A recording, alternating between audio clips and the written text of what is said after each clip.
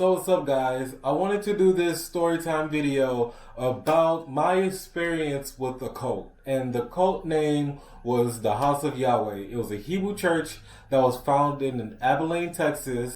Let's start. So we, and when I say we, I mean my brothers, I have two brothers, my sister, my mom. After my father passed away, we were all a bit lost. And I think me mostly, I pretty much did a 360 with my attitude, my grade works. I was very mean. I was very outspoken in the wrong way. I was just all over the place. Like, no offense what I'm about to say, but we went to a Caucasian lady. The Caucasian lady wasn't really intertwining with us. She didn't know how to resonate with us or how to talk to us. I actually paid her no attention at all. My mom asked us if we liked the lady. I'm like, no, she is boring. So she found a black guy, to resonate with us. And honestly, he did. He was actually really amazing. He is the reason that we end up being in a cult. Let's just say his name is Tyrone. So Tyrone had introduced my mom into the House of Yahweh. My mom, she was lost kind of like I was in a sense because, she did lose her husband at the same time. Out of nowhere, like it was just unexpected. She asked us how we felt about it. We were on board, like why not? At the time, I'm not sure how it is now, but it's a church that's all over the world. People in their selective cities would congregate and meet up at someone's house and they would celebrate Sabbath together. We would listen to tapes from, his name was Israel Hawkins. I can't remember his title, but let's just say the head priest guy, that was over the whole cult. I'm not even going to call it a church. And if I did, I'm sorry. It was a cult. I'm sorry. No, it's a cult. They'll actually get mad if you call it a church. But anyway, the guy who was the head of the cult, this was back in, tapes time, VHS. So we would listen to his VHSs on tape together. We would take notes, or we would have like certain speakers from the group that would go and talk. Mostly was the deacons or the elders. They were actually very, very intelligent. Like I've learned a lot of good stuff. Some were doctors. They were actually like very, very smart and articulate and very well knowing in the Bible. So I learned a lot of stuff in the Bible that I haven't even learned in a regular church setting. I liked it. I was young. My brother was 2 years older than me. There were kids there. We would play. The kids were different than the ones that I would play with every day, like in a city that wasn't in this group, because they were just, I don't know why they were so different. Maybe just the upbringing and just being in that kind of atmosphere. Like they were like smart, they were artistic, they would watch movies and play games that other kids didn't even know about. Like their just way of thinking and everything just brought a whole different culture to me that I didn't even know kind of existed. Like I had some really, really nice times like with these people. So, we're all grown now. I still talk to a few or see them on Facebook every now and then. And they're still smart as hell. We would travel all together to Abilene, Texas, which was the base of the cult. Everybody across the world will come there. Like there was people from Trinidad that came to visit, people from Japan, all across America would just come for these 3 holidays, which was Tabernacle, Passover, and I can't remember the other one. 3 or 4 times a year, we would pack up and all travel to Abilene, Texas, and stay there for a while, which was cool for me because I'm young. I'm getting used to traveling, exploring, meeting different people on the way, like those adventures. Like I've had some very memorable times. Like my childhood was kind of wild. I was forced to deal with people from different ethnicities that I wasn't used to. I'm born and raised in Detroit. You pretty much see what you get. Actually, from that experience alone was really nice. I even had a pen pal. A guy named Chapin was my best friend at the time. Like, freaking awesome. He turned me into a lot of good stuff that I wouldn't have known if I was just in Detroit and never traveled like the way my mom took us. It was a nice experience in that matter. And like I said, I wouldn't have the relationship I have with God or whatever you want to call him, the higher power, if I never would have went through this whole experience, like for better or worse. Like the place is crazy as hell, but it is some stuff that I've learned. Like I feel like I was meant to be there, like me and my family, because I'm very spiritual now, and I feel like I wouldn't even have that connection. Especially after losing my father, you would think that someone, wouldn't even believe in anything after the way my father left. They were talking about like eating right, food you couldn't eat. That's why I don't eat pork now. I stopped eating beef. I started to realize on my own that something was wrong with this place. They would do the polygamy thing. Nothing wrong with polygamy. I get it. You know, people, you know, they believe in what they believe in. That's something I won't do. But, you know, I would not, I'm not trying to knock it. But at the time, I did because, you know, I was young. I didn't understand it. Their way of polygamy didn't sit right with me. They would make it seem like it was just like, you know, a thing for that they believed in and stuff like that. But I saw through it. It was more than that. It was more of a sexual thing, like from what I was seeing. It wasn't like, oh, I have 2 wives or whatever, and blah, blah, blah. And they called them a sister wife or some crap like that. One of them was being treated better than the other one. And I'm like, I know this guy has money. You know, I would hear stories about my friend's mom, like, not having like money for bras, for food, and stuff like that. He will only come over just to sleep with her. People put on this facade like they're just so holy when they're full of shit. You know, that's what I kind of started seeing. They were married young women off, like kids that's in their teens, you know, not even 18 yet, to old men, like just because they had this ranking and they could kind of like pick and choose who they wanted to marry. One thing I didn't like was they would pick and choose who was the elder in the area and the deacon. I knew some really smart guys in the Michigan area. We're all black. They used to skip over us all the time. Nobody would get promoted. And it was like, these guys, I know they're smarter than this white guy that you're picking.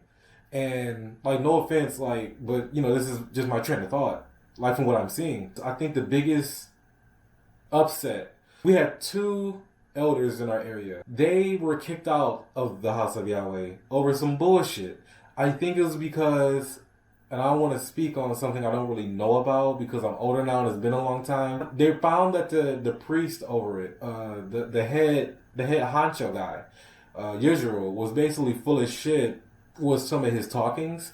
Like, he was contradicting himself, saying stuff that wasn't real, saying stuff that wasn't right, making people do stuff that made no sense. So they spoke up about it.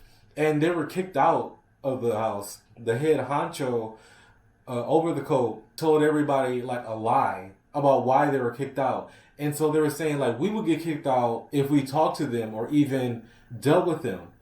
So we couldn't talk to them anymore. And I'm like, I love their children, like them, like they were awesome people. And so he kicked out all of these like black elders. I was still young, so I didn't know what was real, what was not. I just know we couldn't talk to them, and I knew something was wrong with this picture. So time goes by. I'm starting to realize like the racism in the group. You know, in Abilene, Texas. Like this is Texas. This is down south.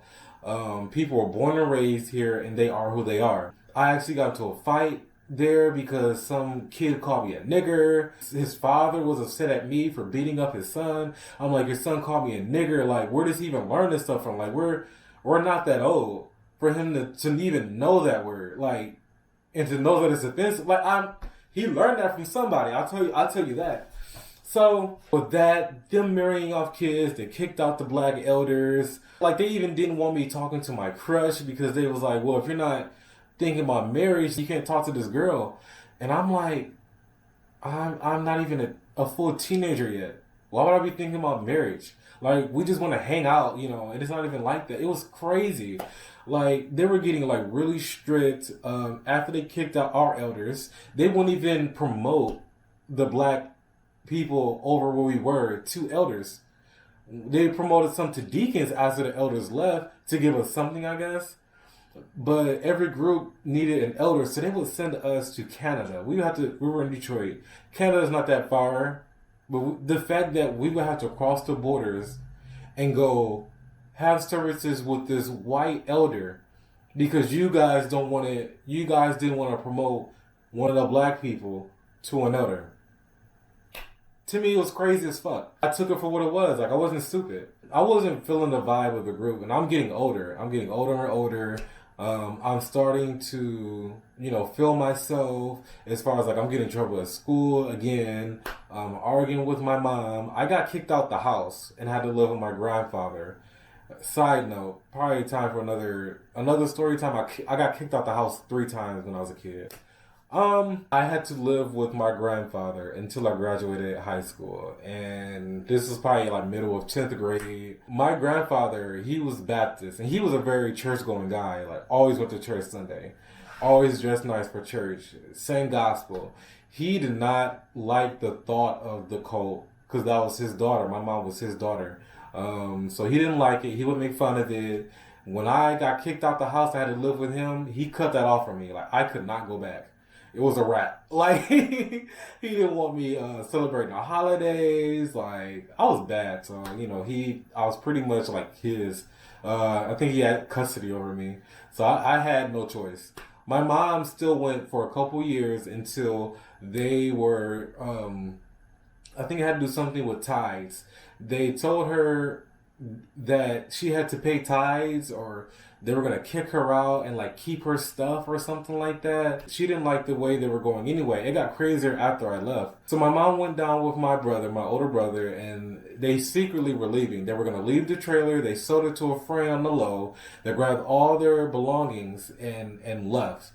Like, it was crazy. Like, she basically had to sneak her stuff and sneak herself out of there. Like, they were getting, like, really crazy, like, out there. Like, the women started wearing veils. You couldn't look at other women because it was a whole lust thing.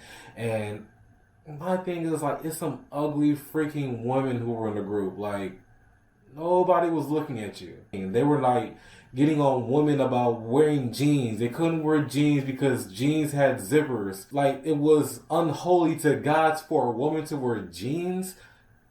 No offense to anybody else's religion, but at least other religions that do that started it from the go. I'll put it like that. That's how I stopped going and why my mom stopped going. Because it got crazy. Like, when they were marrying off women, like, you can hear, there were rumors about, because you were always at night. Certain trailers, you can hear a little girl screaming, but nobody will go. Like, screaming like they were being murdered. Like, I don't know what it was. And one day, I asked my friend, I'm like, you ever heard those screams at night? He will be like, yeah, those are the young girls that's been married off. They're with their so-called husband. Teenage girls with old men who probably had to do whatever that man had to say. I'll put it like that. So when I found out that those screams were coming from those girls, it was just like, this place is freaking crazy. That was probably one of the last times I had went. And even now, I see like the aftermath of it. My friend who was my pen pal, he was so deep into the House of Yahweh. He was there way before I got there. And he was just like this awesome guy at first. And like seeing him now, like he's like depressed because that's all he knew, and just realizing that everything they taught was a lie, or basically there was bullshit. Like everything they had made up, like they were just money hungry. They used to let vendors come in and just make money off the people by telling them like everything is like holy and blah blah blah. And he was pretty messed up after. Like I think he was on medicine, and just seeing how poor people were. Like people were out there working dirt cheap.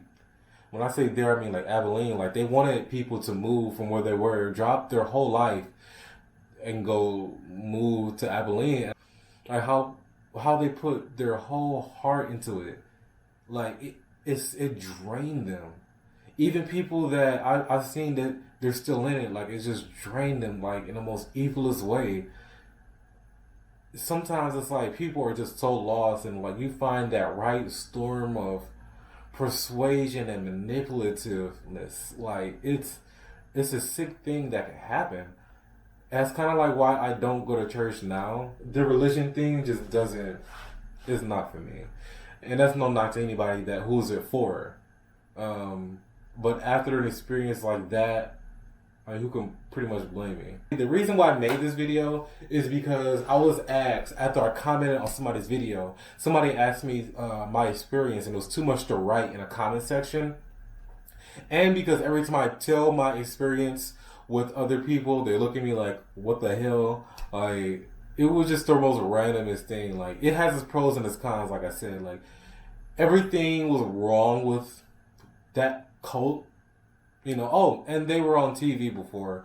There was a spy there. Oh, one more story about the house of Yahweh. Basically, what happened was a guy there, he gouged his eye out because in the Bible it says something about if you eye your brother's wife or covet thy brother's wife or something like that.